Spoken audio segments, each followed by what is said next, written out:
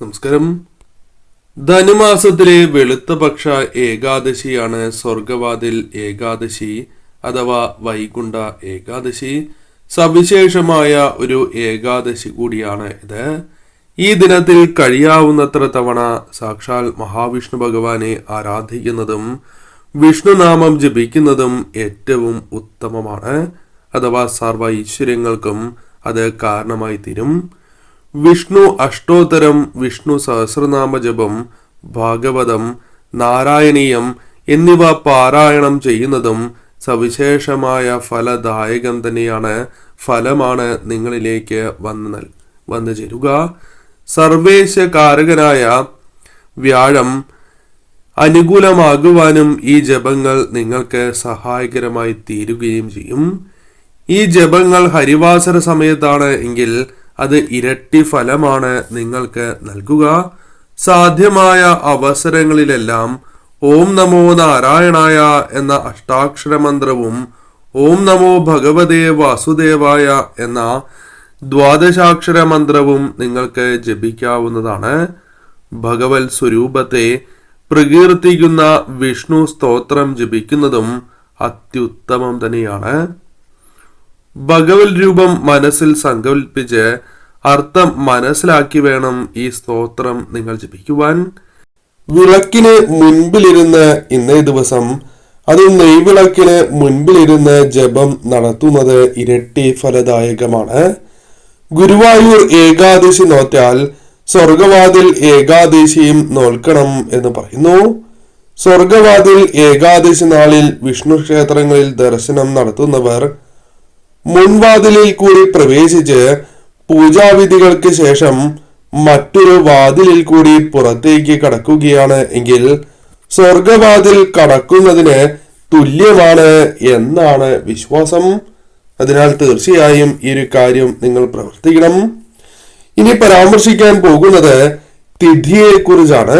തിഥിക്ക് അത്രമേൽ പ്രാധാന്യമുണ്ട്. തിഥിയുമായി ബന്ധപ്പെട്ട് നോക്കുമ്പോൾ ശുക്ല ഏകാദശി തിഥി ആരംഭിക്കുന്നത് 7:50 ഡിസംബർ 30 7:50 ആരംഭിച്ച് അവസാനിക്കുന്നത് ഡിസംബർ 31 വെളുപ്പിന് 5 മണിക്കാണ്. ആയതിനാൽ തന്നെ ഡിസംബർ 31 ഏകാദശി വ്രതം ആചരിക്കുന്നത്. എന്നാൽ പ്രത്യേകം ശ്രദ്ധിക്കേണ്ടതായ കാര്യം, ചില ക്ഷേത്രങ്ങളിൽ ഡിസംബർ 30 വ്രതം ആചരിക്കുന്നതാണ്. ഇതിനാൽ നിങ്ങൾക്ക് ഏത് ദിവസം വ്രതം എടുക്കുവാൻ സൗകര്യം വന്നു ചേരുന്നുവോ അന്ന് വ്രതം എടുക്കാം. കാരണം 31 പലവിധ ചടങ്ങുകൾ ആ ക്ഷേത്രത്തിൽ ദശമിയുമായി ബന്ധപ്പെട്ട് നടക്കുന്നുണ്ടാകാം. അതിനാൽ നിങ്ങൾക്ക് ആ ക്ഷേത്രവുമായി ബന്ധപ്പെട്ട് നിങ്ങൾ നിൽക്കുന്നവരാണ് എങ്കിൽ തീർച്ചയായും നിങ്ങൾക്ക് 30 വ്രതം അനുഷ്ഠിക്കാവുന്നതാണ്. അതല്ല എങ്കിൽ 31 ഏകാദശി വ്രതം അനുഷ്ഠിക്കുവാൻ ഏവരും ശ്രമിക്കുക. സ്വർഗവാതിൽ ഏകാദശി വ്രതാനുഷ്ഠാനം എടുക്കുമ്പോൾ ശ്രദ്ധിക്കേണ്ടതായ കാര്യങ്ങളുണ്ട്. അതായത് വ്രതം ഇനി എപ്രകാരമാണ് എടുക്കേണ്ടത് എന്നുകൂടി മനസ്സിലാക്കാം.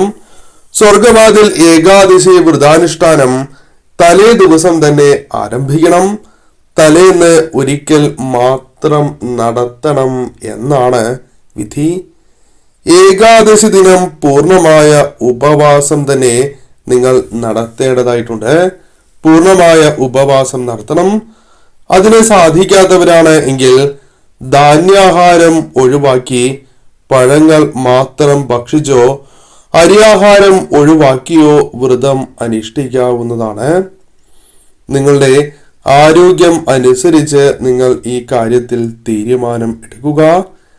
എണ്ണ തേച്ച് കുളിക്കുവാനും പകൽ സമയം ഉറങ്ങുവാനും പാടില്ല എന്ന കാര്യവും നിങ്ങൾ ഓർക്കേണ്ടതായിട്ടുണ്ട്. ഇപ്രകാരം ചെയ്യുന്നത് നിങ്ങൾക്ക് ദോഷകരമായി തീരാം. ശുദ്ധിയുള്ളതും വെളുത്ത നിറത്തിലുള്ള വസ്ത്രങ്ങൾ ധരിക്കുന്നതും ഇന്നേ ദിവസം ഏറ്റവും ഉത്തമമായ ഒരു കാര്യം തന്നെയാണ്. പകൽ സമയം നിങ്ങൾ ഉറങ്ങുന്നത് നിങ്ങൾക്ക് തിരിച്ചടിയായി മാറാം. എണ്ണ തേച്ച് ഇന്നേ ദിവസം കുളിക്കാൻ പാടില്ല എന്ന കാര്യവും പ്രത്യേകം നിങ്ങൾ ശ്രദ്ധിക്കേണ്ടതായിട്ടുണ്ട്. ഇന്നേ ദിവസം വിഷ്ണു ക്ഷേത്രങ്ങളിൽ ദർശനം നടത്തുകയും ഒരു വാതിലിൽ കൂടി കടന്ന് മറ്റൊരു വാതിലിൽ കൂടി പുറത്തേക്ക് കടക്കുകയും ചെയ്യണം എന്നാണ് വിശ്വാസം. മറ്റ് ചിന്തകൾക്ക് ഇട നൽകാതെ വിഷ്ണു ദ്വാദശ നാമങ്ങൾ, വിഷ്ണു അഷ്ടോത്തരം, വിഷ്ണു സഹസ്രനാമം എന്നിവ ജപിക്കുന്നതും നിങ്ങൾക്ക് ഉത്തമമാണ്. ഏകാദശി ദിവസത്തിൽ ഉടനീളം ഓം നമോ നാരായണായ എന്ന അഷ്ടാക്ഷര മന്ത്രവും ഓം നമോ ഭഗവതേ വാസുദേവായ എന്ന ദ്വാദശാക്ഷരി മന്ത്രവും 108 തവണ ജപിക്കുക. ഈ ദിനത്തിൽ തുളസി പൂജ ചെയ്യുന്നതും ശ്രേഷ്ഠമാണ് എന്നാണ് പറയുക. അതിനാൽ തീർച്ചയായും ഇന്നേ ദിവസം ഏകാദശിയുമായി ബന്ധപ്പെട്ട് നിങ്ങൾ തീർച്ചയായും വ്രതം അനുഷ്ഠിക്കുന്നവരാണ് എങ്കിൽ ഈ കാര്യങ്ങൾ പ്രത്യേകം ശ്രദ്ധിക്കണം. ഏകാദശിയുടെ പിറ്റേന്ന് ദ്വാദശി ദിവസം തുളസിയിലെയും മലരുമിട്ട പ്രത്യേക തീർത്ഥം സേവിച്ച് വ്രതം അവസാനിപ്പിക്കാവുന്നതുമാണ്. പാരണമിടൽ എന്നാണ് ഇതിനെ പരാമർശിക്കുവാൻ സാധിക്കുക. ഇതിലൂടെ നിങ്ങൾ അനുഷ്ഠിച്ച വ്രതത്തിന്റെ പൂർണ്ണ ഫലസിദ്ധി തന്നെയാണ് നിങ്ങളിലേക്ക് കടന്നു വരിക. എന്നാൽ ഇന്നേ ദിവസം ഇപ്രകാരം നിങ്ങൾ വ്രതം അനുഷ്ഠിക്കുന്നതായ അവസരത്തിൽ തെറ്റായ ചിന്തകൾ പൂർണ്ണമായും മനസ്സിൽ നിന്നും നിങ്ങൾ ഒഴിവാക്കേണ്ടതായിട്ടുണ്ട്.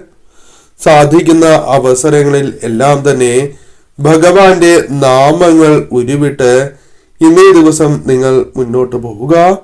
ഈ കാര്യത്തിനും വളരെയധികം പ്രാധാന്യമുണ്ട്. ഒരിക്കലും തെറ്റായ ചിന്തകൾ ഇന്നേ ദിവസം വ്രതം അനുഷ്ഠിക്കുന്നവർ നിങ്ങളുടെ ആരോഗ്യസ്ഥിതി അനുസരിച്ച് പഴങ്ങൾ മാത്രം കഴിക്കുന്നവരാണ് എങ്കിൽ പ്രത്യേകം ശ്രദ്ധിക്കേണ്ടതായ കാര്യം നിറവയർ ആഹാരം കഴിക്കാതിരിക്കുക എന്നതാണ്. അപ്രകാരം നിറവയർ ആഹാരം കഴിക്കുന്നത് നിങ്ങൾക്ക് തിരിച്ചടിയായി മാറാം. അത് ശുഭകരമല്ല എന്നതാണ് വാസ്തവം. അതിനാൽ നിറവയർ ആഹാരം കഴിക്കാതിരിക്കുവാൻ നിങ്ങൾ ശ്രദ്ധിക്കണം. അത് ആരോഗ്യസ്ഥിതി അനുസരിച്ച് തന്നെ നിങ്ങൾ പ്രവർത്തിക്കേണ്ട ഒരു കാര്യമാണ്. വീടുകളിൽ നിന്നും പൂർണ്ണമായും മത്സ്യം, മാംസം, ലഹരി എന്നിവ ഒഴിവാക്കേണ്ടതും അനിവാര്യം തന്നെയാകുന്നു. ആ ഒരു കാര്യവും പ്രത്യേകം ഓർക്കണം. കൂടാതെ ഇന്നേ ദിവസം വ്രതം അനുഷ്ഠിക്കുമ്പോൾ ഒരിക്കലും നിങ്ങൾ തെറ്റായ ചിന്തകൾ മനസ്സിൽ കൊണ്ട് നടക്കാൻ പാടില്ല എന്ന് പറയുന്നത് പോലെ തന്നെ മറ്റു വ്യക്തികളെ ബഹുമാനിക്കേണ്ടതും അനിവാര്യമാണ്.